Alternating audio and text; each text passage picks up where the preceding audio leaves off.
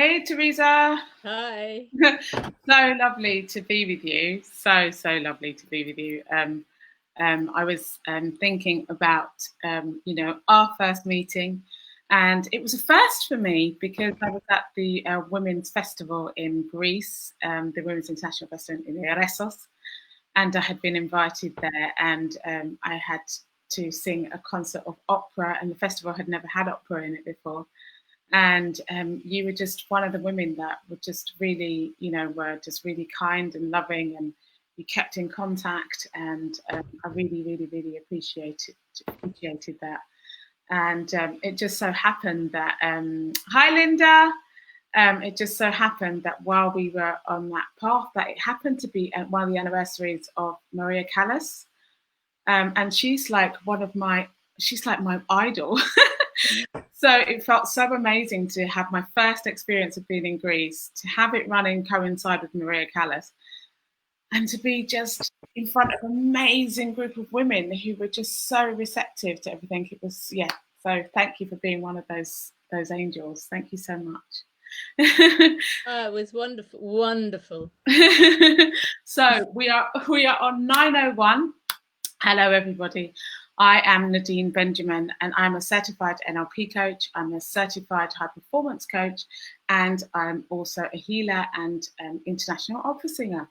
I love singing around the world, and one of my favorite passions, as you all know by now, is connecting, championing, and celebrating people. I mean, it just enlightens my world, and I'm realizing that more and more as I live my life. And today we're here to celebrate Teresa Elwes.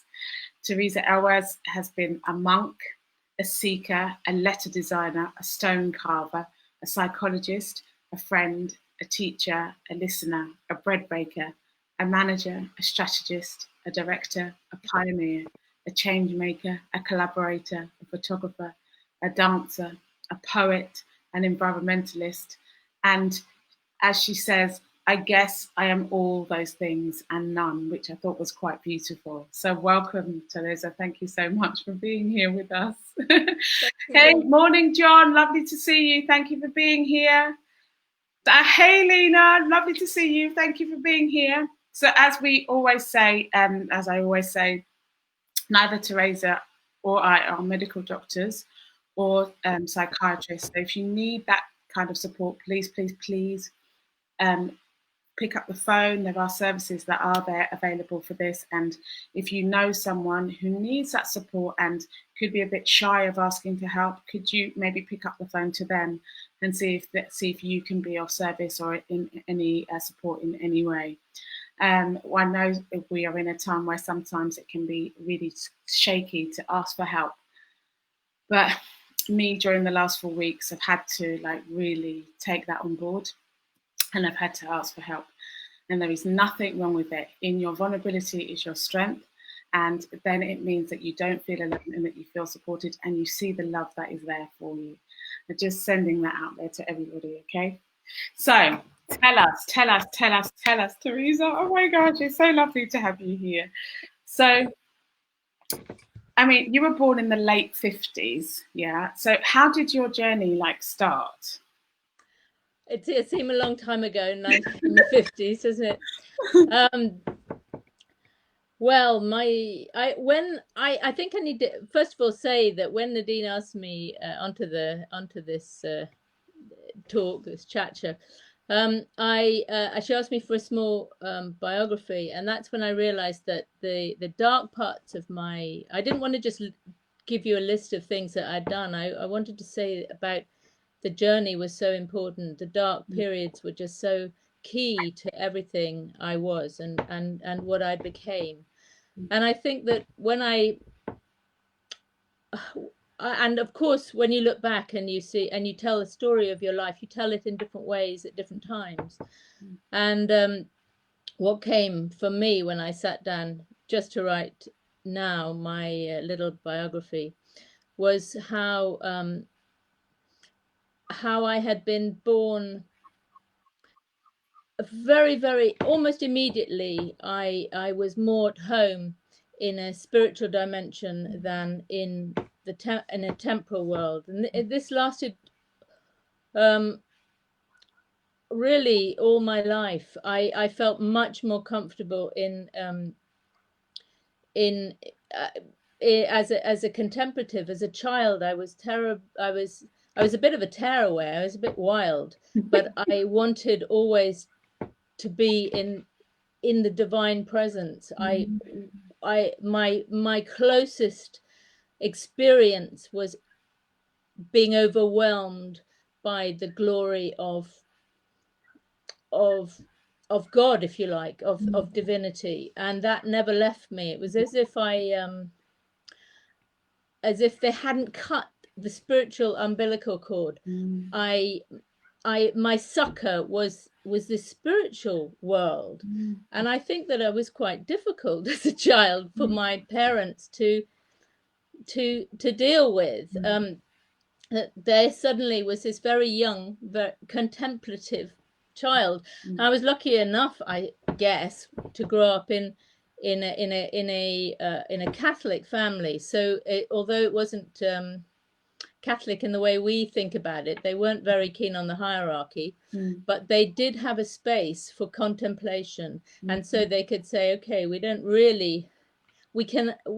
understand quite what Teresa is, the way she sees the world, but it's acceptable, and we would try to let her be like this. They didn't try to stop me, and so I spent a lot of time outside, just with trees and with nature, and then if I could find any kind of space, any religious space, I would just want to be there all the time. I wanted to spend time there, but it was quite, and luckily they gave me a dog, so I was not at 2 they gave me a dog, so I was not totally isolated, because it's quite an isolating, in a way. I didn't feel isolated. I felt totally loved all the time, and I was fearless, and I always felt surrounded by the spirits or the angels or whatever, and I just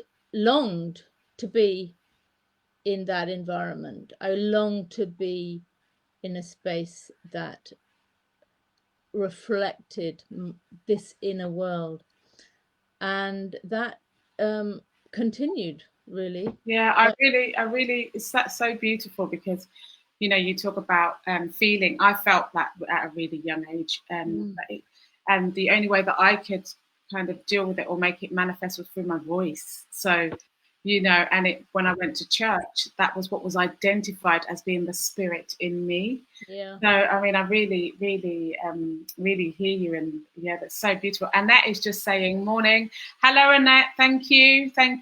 And Linda is saying to you, it's great to have parents who understand you and let you be you. Yeah. And have some, in a way, for parents to have, for them to have some context of I wasn't having a, it was okay to be like that. Yeah. And so then I looked for everywhere I could be that resonated with this experience. So they would send me, and luckily they would let me go quite early on to stay with people who were allowed this to happen in their lives as well. And then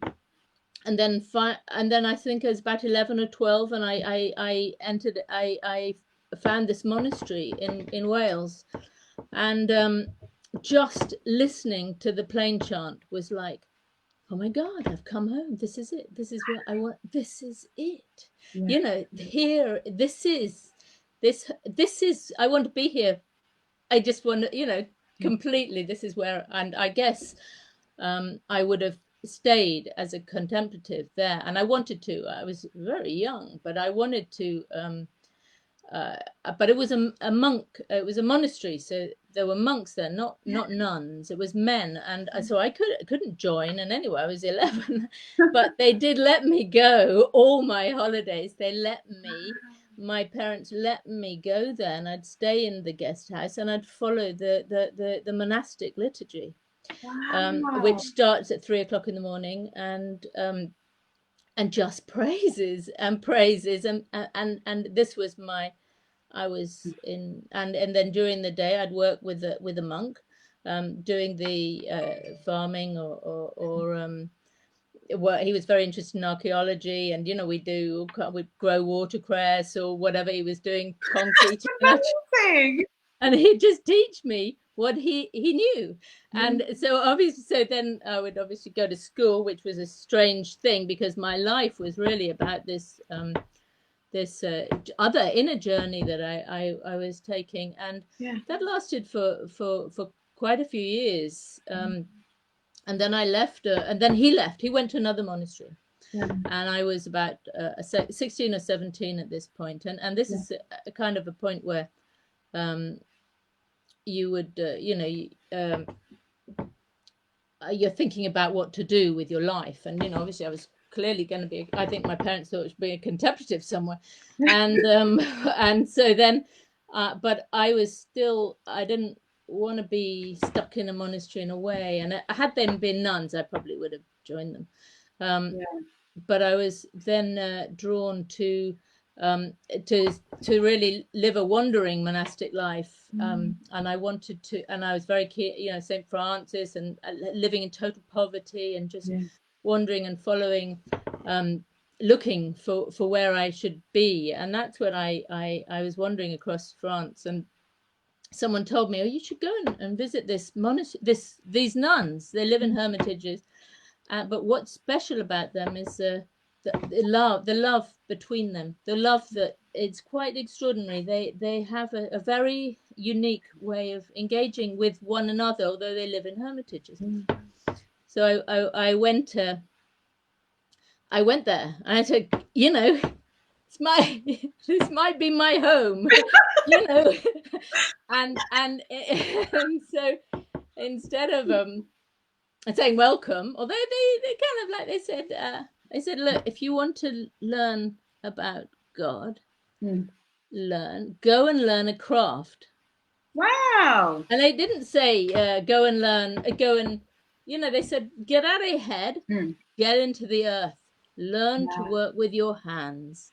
Because and so I did. I was meant to be going to do philosophy of religion at university or whatever, and I just went home and I said, I'm not going there. I'm going to learn a craft. And I went to the craft school. I said, have you got any spaces? And they said, this was just before it started. They said, yeah, we got some spaces in lettering. I said, that'll do. So I became a letter designer and letter cutter. And I spent the next 10 years really cutting gravestones, cutting stone, and designing letter form and cutting stone. And what that did was it earthed me in the earth. It made me part of the earth. I was not living in this, it just in a spiritual kind of space. It made me listen to the stone. I could taste this. I had to, the way you cut stone by hand is you're constantly listening to the sound that resonates back. Oh, wow. And you cannot, you are absolutely in that moment when you cut stone. You can't mess around or do this. Every strike is at what you have to be at one with the material. And so what they told me is go and be at one with the earth, go and learn to be at one.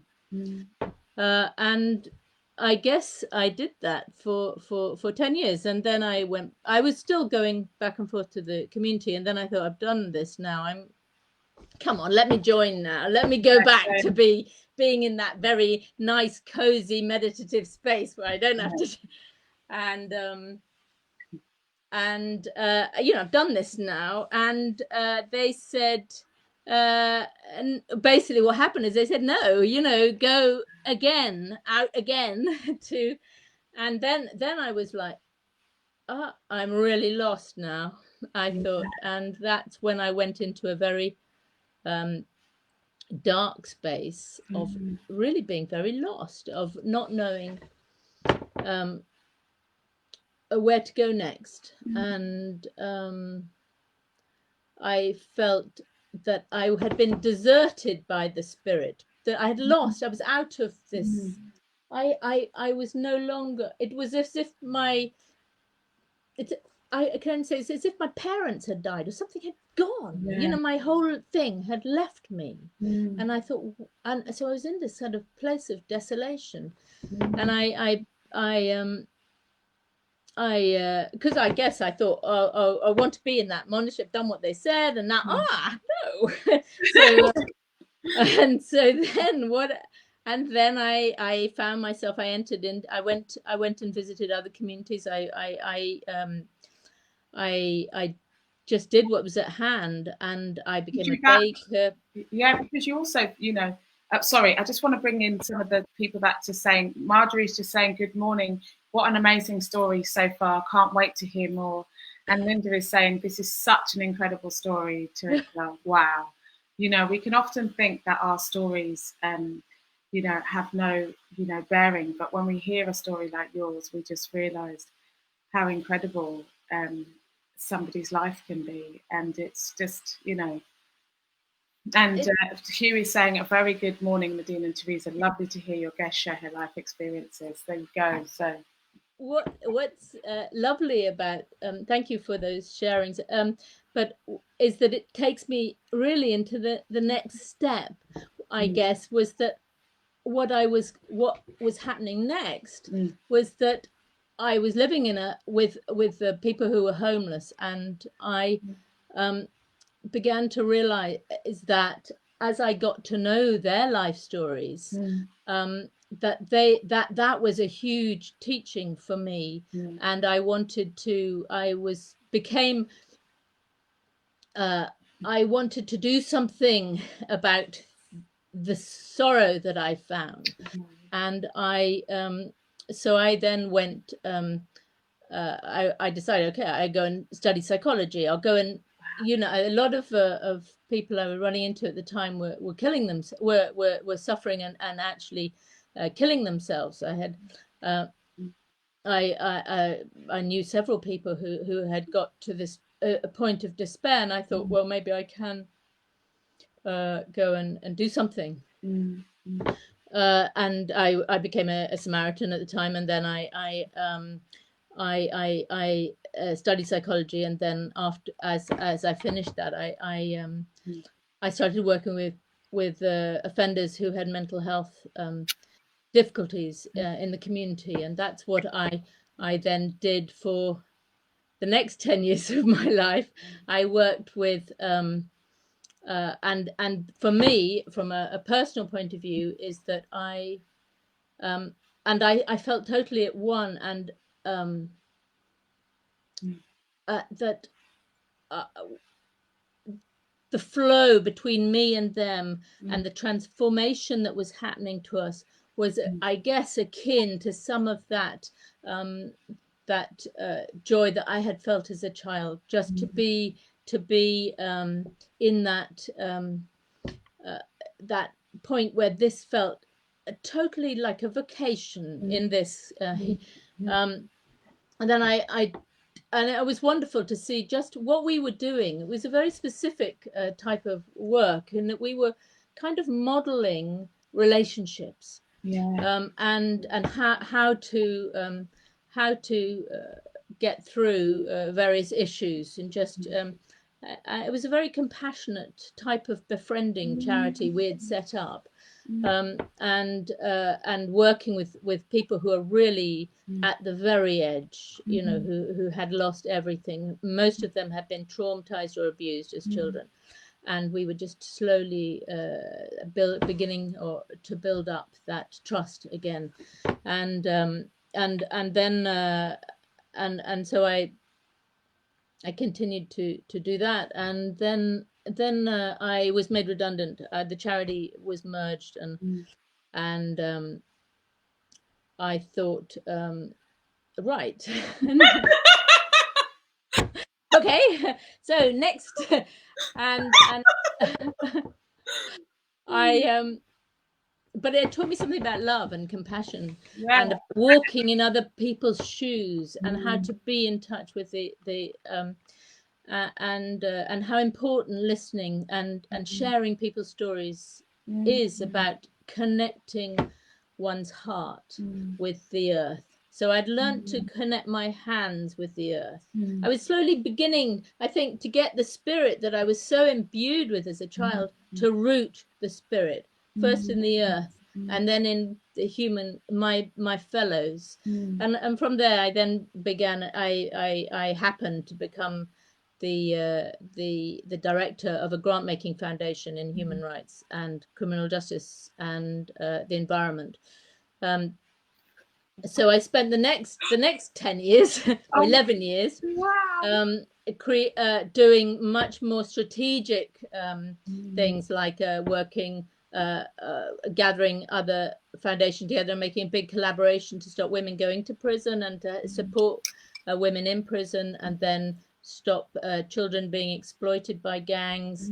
Then I'm working with also stopping, really working around issues around slavery, around torture, rendition, representation, legal representation for women in different parts of the world, and so I and also for the environment as well, trying to stop climate change. So I was quite involved with policy, quite involved with strategies about how to bring about change. And I saw, I suppose, how successful we were when we all worked together to do this. So this was big grant making foundations. I was quite a small foundation, but working with the bit, I don't know if you would know, Lottery Foundation, for example, Lottery or Comic Relief or Sainsbury's, or getting them together, focused to bring about sort of change, what I knew from my own client work and my own,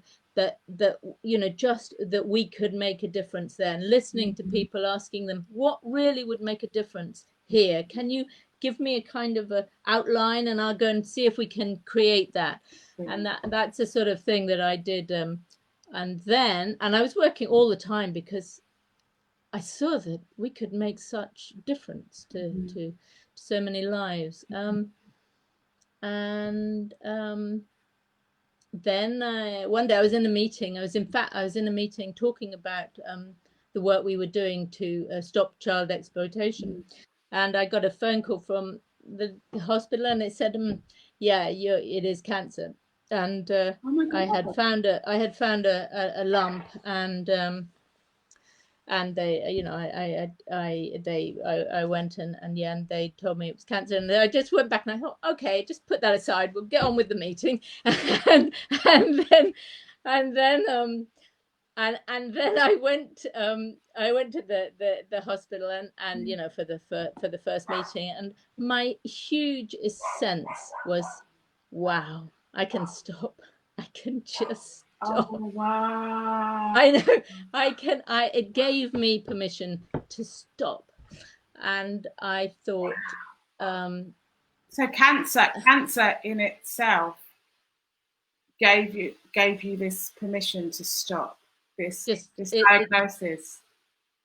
It immediately gave me. I thought, wow, this is a huge moment. And I'm not, this was my response to cancer. I'm not saying anybody should, but it gave me a sudden sense of letting go. I don't think anything else would have stopped me doing what I was doing. I felt I was doing, it was so worthwhile what I was doing. I don't think I could have said, like, slow down or do this or don't do that. I just felt, we're making such a difference, let's carry on. And then it was like, nope. You got to stop. You've got to stop now. And sorry, I'm just going to bring Alison Rayner saying, you have such lovely, amazing and inspiring people on your show, Nadine. Thank you, Alison. And Marjorie is just saying, where did your amazing spiritual strength come from?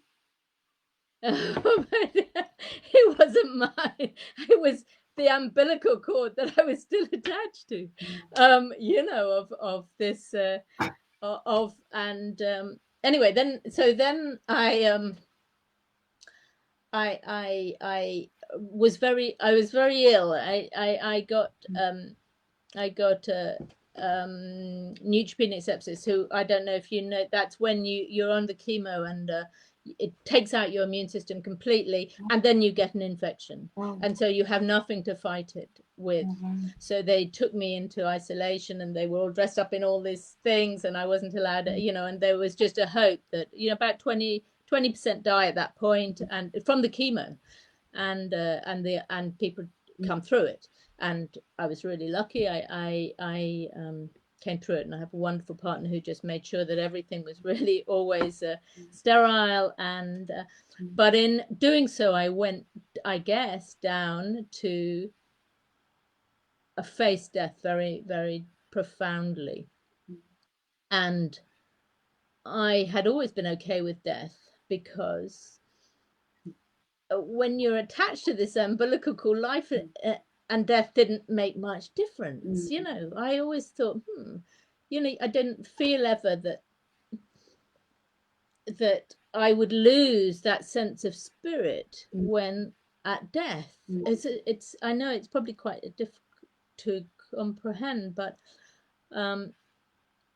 my coming from that, the way I looked at the world around me was from a very strong space that was almost otherly worldly, which didn't ever seem to be at risk with the physical life and death. Okay, I may not be explaining that very well, but so I was really au fait with, sounds terrible, about dying. I felt kind of okay, all right, I can die.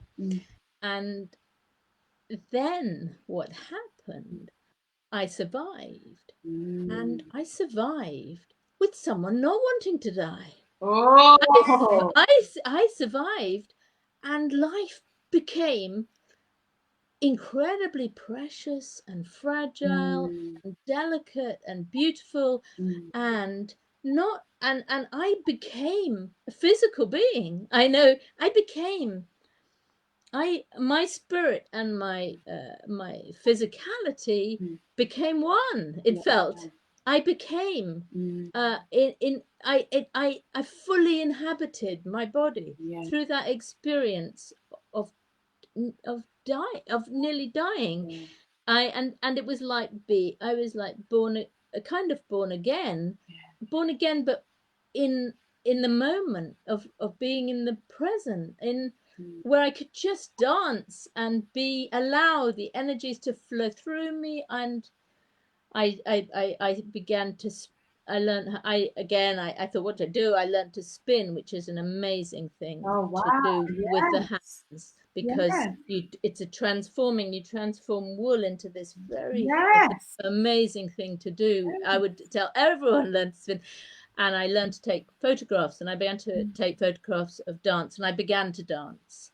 So this is after cancer. So it is after cancer. I really just want to, we had a bit of talk. I came to you, because of what I've been going through in my health at the moment, and recognizing that, in parts of my stages that I could die, there was this feeling of, I'm going to pass away, and having a moment where I was really afraid of that, and having this fear, and us not knowing whether it was cancer, and coming back to this space, and then, I think I'm going to cry. Sorry, and finding out that it wasn't cancer, but then still having to deal with the issue that's going on, and and then really, as like yourself, like I didn't go through that experience, but when I found out that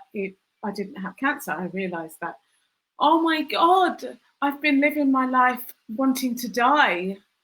And as soon as I found out that I didn't have cancer, I was like, oh my God, I have to live. I really want to live. Like, how do I live? Like, it just took me over. Like, and I've been having this feeling now, like I want to be like, own more of my, I'm born in England, but my parents are Jamaican. I want to claim more of my culture.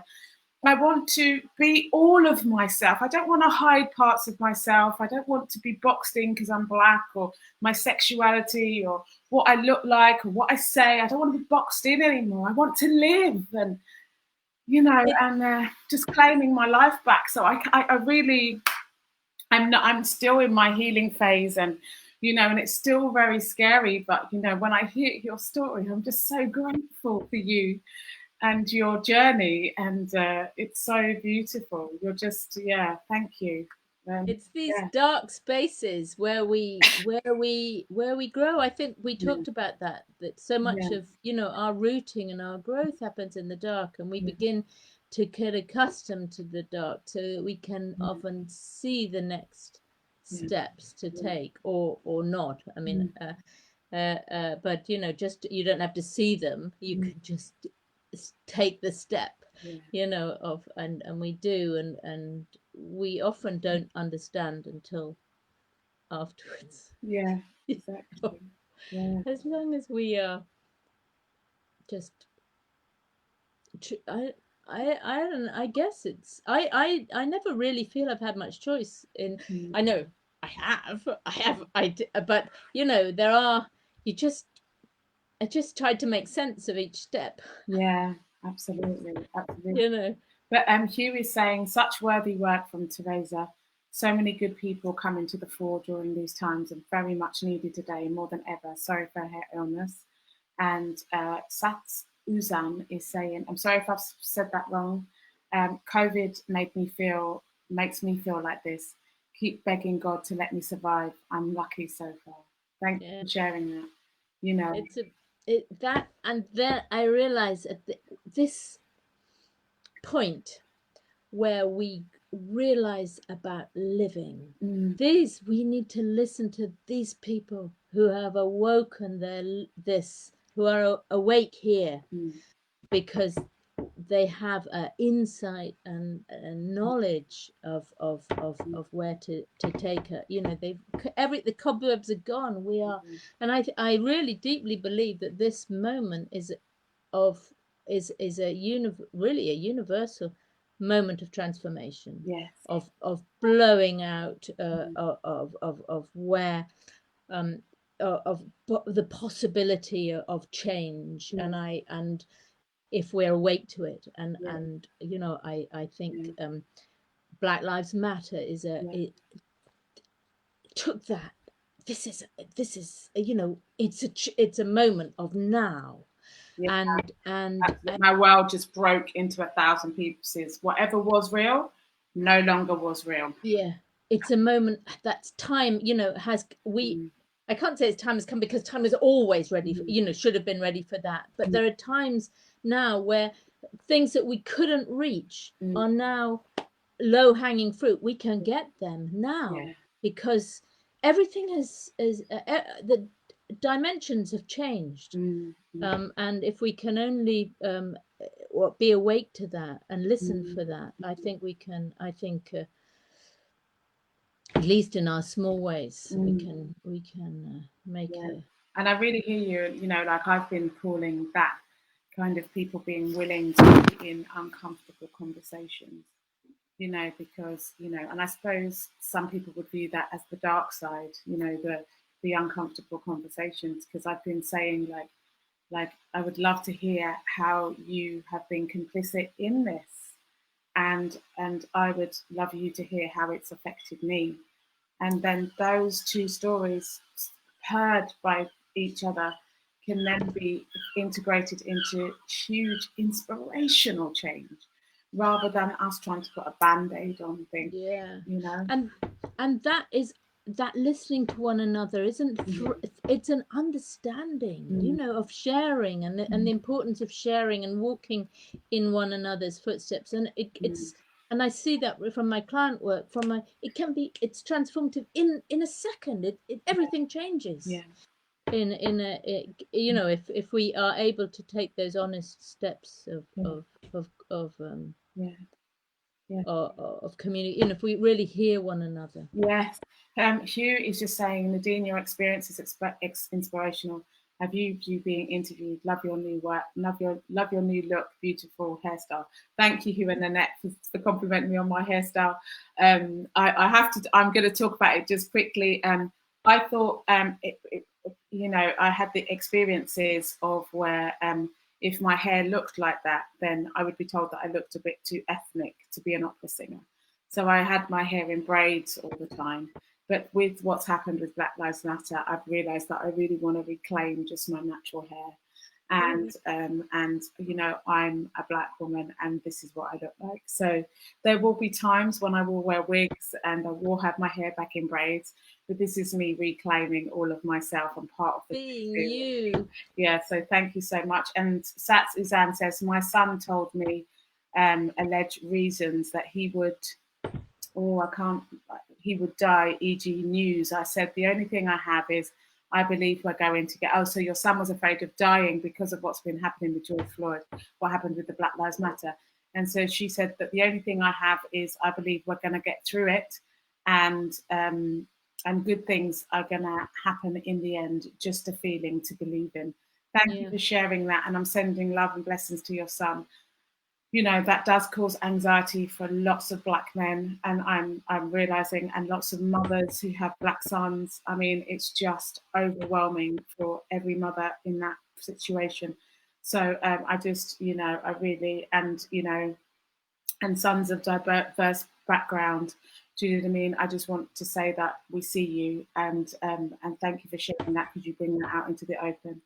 And we, and as a white person, we must hear this. Yeah. So thank you. And friendships, that's the same as well. And Alison is saying, we spend our lives avoiding the dark spaces. This is so helpful to think of these spaces as places to plant seeds and transform. Very timely. Oh, Alison, thank you. That's wonderful. So, I mean, oh wow. So you know, you've been a dance photographer after cancer, and you've been, you know, you turned your hand to so many different things. Like, where are you now? I am just in myself now. Yeah. I think I don't. I feel I don't need to do. I just I don't need to teach or to be. I just can be me, and that's enough to. But in the in my dance photography that I still do is is is a treat, because it's like when you take a photo, when I take a photo, because I have to live in the moment. I because I don't visualize, I don't have a, you know, yes, you don't have a visual memory. What does that mean? I don't, it just means I can't form images in my head, which is also, it's been very help. I didn't realize people ever had visual memories until very late on in my life, but it does mean that I can stay in the it's quite easy to stay in the present, and meditation and things like that is quite easy, because I don't tend to have these visual distractions ever in my head. But it does mean with photography, I never have an image in my mind about what I'm going to take. So I take what I see. And when I take dance photography, when I take photos of people dancing, I find that I have to become the dancer. I breathe with them, and then, so that the photograph is very much alive, and in it's a living experience of the dance, because I've had to my breath has been aligned to theirs as I took it, so it can be quite exhausting. But and so I do that, but otherwise I don't know what will happen next. I'm doing some environmental projects because the earth is so important, but for me, and I'm writing poetry and taking, and I'm just come back to being a creative, being in touch with the earth. Everything's more in balance now, I think. You know, and I'm not trying to bring this spirit into the earth. You know, and attach it to the earth. I find that I'm rooted now, and I can stand up and sway in the breeze more. Oh, I love it. I think that's how it feels for me. Thank you. So it's quite a journey of hooking myself back into the world. Yeah. So, I mean, we're going to kind of come to the end of our chat, and I mean, I'm really moved by your beauty, actually. And Satsi saying hair is brilliant, both of you. So she loves both of our hairs, which is it's a hair day today. Yes, So what 3 tips? We have. I always do this 3 tips with people. What 3 tips would you like to share with us all? And if anybody has any last questions, please put them in the chat now before. And if Teresa can answer them, she will. But what 3 tips would you want to share with us? The 3 tips, I suppose, that have worked for me, and these were the ones that have led me through so much of my life. One is learn a craft, learn to be in touch with your hands, learn the connection between your eye and your hands. Learn a bit like singing as a craft, or learn that how your spirit can be reflected in your physicality, because that will root you to the earth. And we are living in this temporal world, and that's how we people say, oh, how do I go from meditation to living, how do I bring that meditation into daily practice? So often they say that.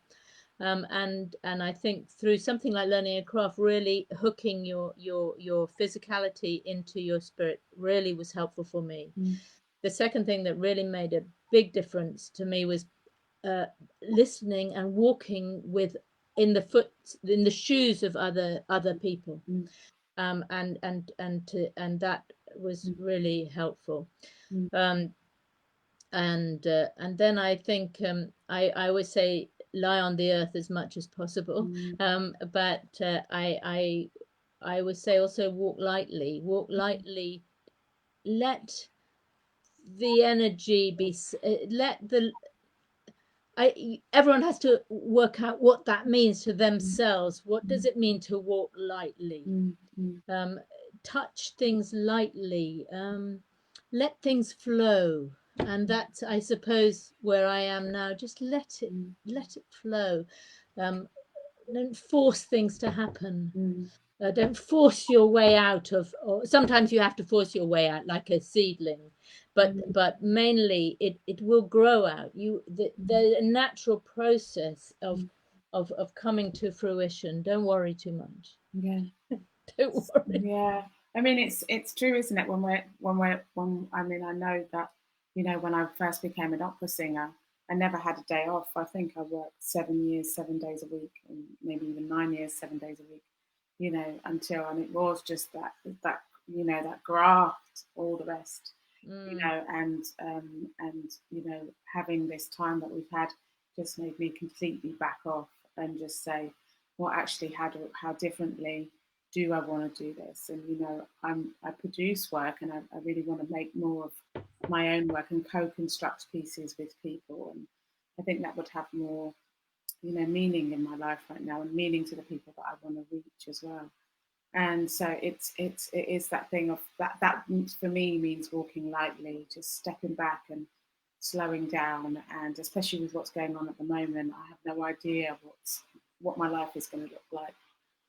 So, it's just staying in that gratitude and walking by the sea, and oh my gosh, I have wonderful friends. I have wonderful friends everywhere, who have just been walking with me, and and standing. And another friend who did a chat with us as well, Darren Abrahams. He's been so significant in this part of my journey as well. As long as Lena Christmas, she's been here as well. And, a lot of people from here, and Marjorie sent me good wishes yesterday, and just there's loads of people who sent me good wishes, and I really appreciate all of you and all of your energy coming towards me. So it's been just a fascinating time, I think, for quite a lot of people. And Teresa, you have opened up, I'm sure, for a lot of people, a space for people to really get back into their bodies and embodied who they are as individuals and claim that back. And your diversification in itself shows that we don't have to be one thing, and we can allow spirit or heart or universe to take us wherever we need to go if we're willing to listen. And you are such a true example of that. And I just really appreciate your gentleness as well. You have a beautiful gentleness that is so exacting, but at the same time so free. That's quite, you know, unusual to witness in someone. So yeah, it's just, yeah, thank you. And other people are saying, Linda's saying, thank you so much, Teresa and Nadine. Linda, at some point, I would love to know how to pronounce your first name. So I'm going to claim that now. I'm going to own that. I've been scared to say your first name, but I would love, you know, if one day, like, you could see me, like, we can message each other live or do an audio call, because I'm fed up of saying Linda because I'm avoiding getting your name wrong. So I would love to hear that, and I'm going to own that. Okay. And then Hugh, I like that light touch and deep rooted to sway with challenges, Teresa. Thank you. That's Hugh. And Sats Usan is saying, really heartwarming. Thank you both for these moments are priceless. Friends, friendship, and a belief in kindness and light.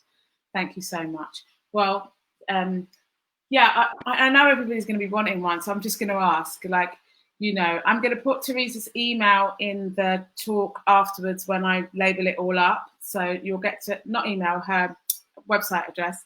So you'll be able to see where she is if you want to contact her on any level. And yeah, do you have any final thoughts, Teresa? My final thought is these are very special times. Don't let's waste them. Thank you. Thank you so much.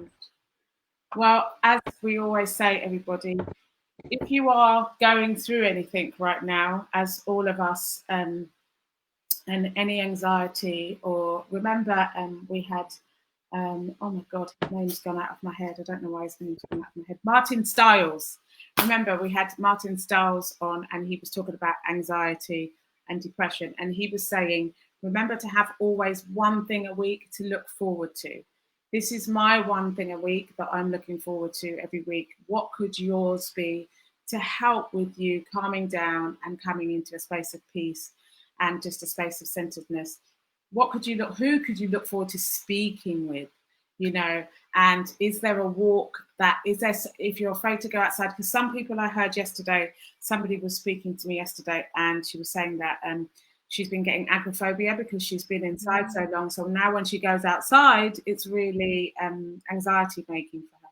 And I said, I really identify, because I've had moments like that myself, where I'm walking down the middle of the road, then I go, oh my God,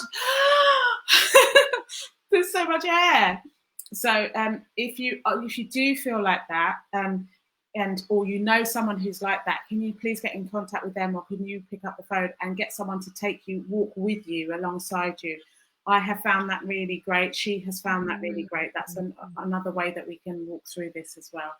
And especially when you're feeling vulnerable, like I've been feeling, I think having someone with you just makes all the difference. Thank you, everybody. I will see you next Monday. We have loved being here with you. You've been amazing. Thank you for walking with us. Teresa, thank you for leading with the heart, the spirit, the joy, the voice, the everything. Yeah, we won't forget this interview for a very long time. Lena Christmas is saying love and blessings to you both.